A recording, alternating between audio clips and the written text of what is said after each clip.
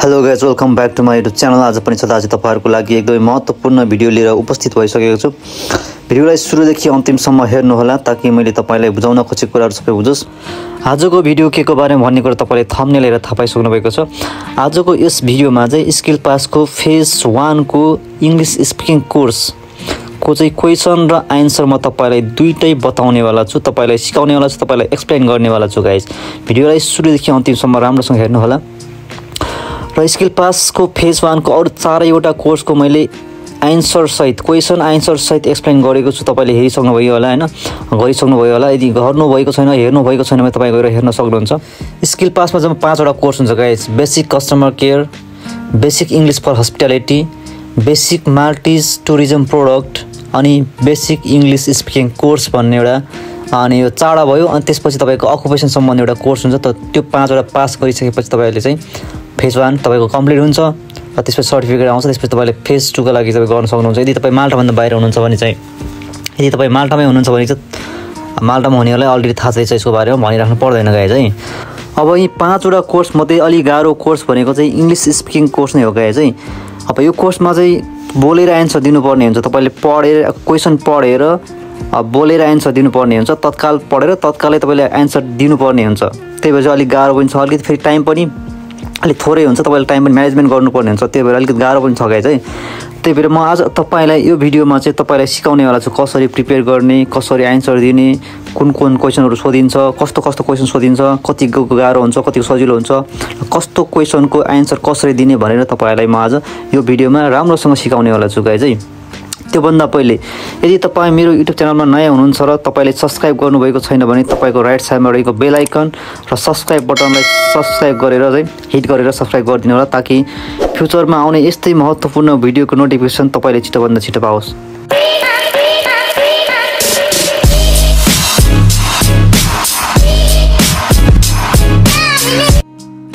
Okay guys, अब तपाईले यो कोर्समा चाहिँ तपाईले बोलेर आन्सर दिनुपर्ने हुन्छ। त्यही भएर तपाईले यो कोर्समा आन्सर दिँदा चाहिँ तपाईले एकदमै क्लियर बोल्नुपर्ने हुन्छ। तपाईको प्रोनाउन्सिएसन एकदमै क्लियर हुन आवश्यक छ। अनि अर्को कुरा भने तपाईले लाउडली एकदमै ठुलो स्वरले एकदमै मजाले बुझिने गरी क्लियरली बोल्नुपर्ने हुन्छ, ठुलो स्वरले बोल्नुपर्ने हुन्छ गाइज है त। अब म तपाईलाई यहाँ सरस्वती क्वेशनहरु देखाउँछु कस्तो खालको क्वेशन सोधिन्छ भनेर। त्यसपछि लास्टमा म तपाईलाई क्वेशन र आन्सर दुईटै एक्सप्लेन गर्ने वाला छु गाइज है।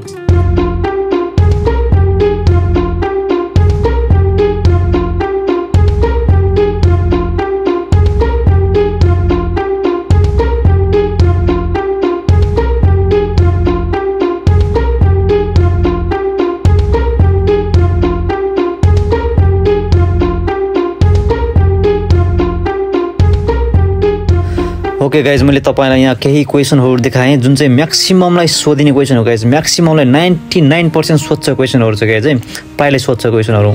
अब म तपाईलाई 1 बाइ 1 क्वेशन आन्सर दुईटै भन्दै जाने वाला छु गाइज, सिकाउँदै जाने वाला छु कसरी यो क्वेशनको आन्सर के हुन्छ भनेर म तपाईलाई भन्दै एक्सप्लेन गर्दै जाने वाला छु। भिडियोलाई राम्रोसँग हेर्नु होला गाइज, अब स्किप नगर्नु होला तपाईले है त। अब यहाँ एकदमै इम्पोर्टेन्ट क्वेशन हो गाइज, यो चाहिँ प्रायलाई सोधिरहेको हुन्छ चार्टको बारेमा है। यहाँ भनेको छ look at the chart presented in the picture भनेको छ। अनि यहाँ तपाईले के गर्नुपर्छ भनेर पनि यहाँ भनेको छ summarise the information by selecting and reporting the main features and make comparisons where relevant भनेको छ हैन। अब your answer should follow this structure भनेको छ हैन। अब इन्ट्रोडक्सन दिनु पर्यो चार्टको बारेमा, के को बारेमा हो यो हैन। अनि अर्को चाहिँ अब जनरल ओभरभ्यू दिनु पर्यो तपाईले यहाँ के को बारेमा के छ त यो चार्टमा चाहिँ भनेर तपाईले एउटा जनरल यो के को बारेमा भनेर चाहिँ के को बारेमा यहाँ भित्रको कुराले एक्सप्लेन गर्नुपर्ने हुन्छ। अनि स्पेसिफिक फिचर्स भनेको चाहिँ तपाईले चाहिँ यहाँ चाहिँ के छ, मेन कुरा चाहिँ के हो त, यसको मेन इन्फर्मेसन के हो त यो चार्टको चाहिँ भनेर तपाईले एक्सप्लेन गर्नुपर्ने हुन्छ गाइज। कसैलाई यस्तो चार्ट सोध्छ, यस्तो चार्ट सोधिएन भने त राउन्डवाला चार्ट पनि सोध्न सक्छ तपाईलाई है। राउन्डवाला पनि चार्ट हुन्छ, त्यो पनि सोध्न सक्छ तपाईलाई। जस्तो चार्ट सोधे पनि, पाई चार्ट सोधे पनि, त राउन्डवालाले पाई चार्ट भन्छ, पाई चार्ट सोधे पनि, यो खालको चार्ट सोधे पनि आन्सर दिने तरिका एउटै हो गाइज है। तपाईले डराउनु पर्दैन, आन्सर त दिने तरिका एकदम सजिलो छ। म तपाईलाई कसरी दिने म तपाईलाई सिकाउँछु। यहाँ पहिला हेर्नु पर्यो तपाईले यो के को बारेमा भन्ने कुरा है। यहाँ के भनेको छ माथि लेखेको छ how old are Instagram users in 2020 भनेको छ हैन। 2020 मा चाहिँ अब इन्स्टाग्राम चलाउने एज ग्रुपहरु कति पर्सेन्ट छ त, कति एज ग्रुपले चाहिँ कति पर्सेन्ट चाहिँ इन्स्टाग्राम चलाएको थियो 2020 मा चाहिँ 2020 मा चाहिँ भनेर यहाँ भनेको छ। त्यसको बारेमा चाहिँ एउटा चार्ट दिएको छ तपाईँको लागि हैन। अब अर्को इम्पोर्टेन्ट कुरा चाहिँ म तपाईँलाई के भन्छु भने मेरो इङ्ग्लिस राम्रो छैन, मैले चाहिँ सक्दिनँ होला यसरी एक्सप्लेन गर्नलाई, म फेल हुन्छ होला भनेर चाहिँ तपाईँको चाहिँ अब डराउनु पर्ने अवस्था छैन गाइज। चाहिँ तपाईँ इङ्ग्लिसमा चाहिँ पर्फेक्ट तपाईँले चाहिँ ग्रामर पुरै मिल्नुपर्छ भन्ने छैन यसमा। तपाईँले जस्ट एक्सप्लेन गर्नु पऱ्यो। उनीहरूले चाहेको भनेको चाहिँ तपाईँको एक्सप्लेन गर्ने तरिका कस्तो रहेछ, तपाईँले बोल्दाखेरि तपाईँले एक्सप्लेन गर्दाखेरि चाहिँ कस्टमरले बुझ्छ कि बुझ्दैन त्यो मात्रै चेक गर्नु खोज्यो हो। किन यहाँ पुरै ग्रामर चाहिँ पर्फेक्ट हुनुपर्छ भन्ने छैन गाइज है। म तपाईँलाई सिकाउँछु अब यहाँ इन्ट्रोडक्सन कसरी दिने भनेर। अब यसको इन्ट्रोडक्सन भनेको चाहिँ गाइज यो चाहिँ के को बारेमा हो भन्ने कुरा हो, यो चार्ट के को बारेमा हो भन्ने कुरा हो होइन। यो चार्ट चाहिँ अब 2020 मा चाहिँ कति एज ग्रुपले चाहिँ कति % इन्स्टाग्राम चलाएको थियो भन्ने कुरा चाहिँ यसको यसको चाहिँ एउटा चार्टको चाहिँ एउटा इन्ट्रोडक्सन भयो होइन। त्यसपछि जनरल ओभरभ्यू भनेको छ यहाँ होइन। जनरल ओभरभ्यू चाहिँ तपाईँको यहाँ जे छ त्यही हो। अब 13 देखि 17 वर्षको मान्छेले 71% चलाउँदो रहेछ। त्यसपछि त्यस्तै अरू छ होइन, त्यो चाहिँ तपाईँको चाहिँ जनरल ओभरभ्यू भयो होइन। त्यसपछि स्पेसिफिक फिचर्स भनेको छ नि होइन भनेर सोधेको छ होइन। त्यहाँ चाहिँ के हुन्छ भन्दाखेरि तपाईँ हाइएस्ट र लोएस्ट त्यो भन्दै पुग्छ तपाईँले। अब म तपाईँलाई यसको एन्सर कसरी गर्ने त्यो एन्सर चाहिँ म तपाईँलाई एक्सप्लेन गर्छु अब है। अब गाइज एक्ज्याक्टली यसको एन्सर यस्तो हुन्छ गाइज, यो मैले रेडी गरेको एन्सर हो। तपाईँले यसरी दियो भने चाहिँ बेस्ट हुन्छ कि यसमा मैले के पनि गरेको छैन। यसमा जस्ट चार्टमा जुन कुरा लेखिएको छ त्यो कुरा चाहिँ प्याराग्राफमा चाहिँ मैले लेखिदिएको छु। यसरी बोल्दाखेरि राम्रो हुन्छ भनेर चाहिँ मैले तपाईँलाई सजिलो होस् भनेर चाहिँ यसरी बनाएको छु गाइज है।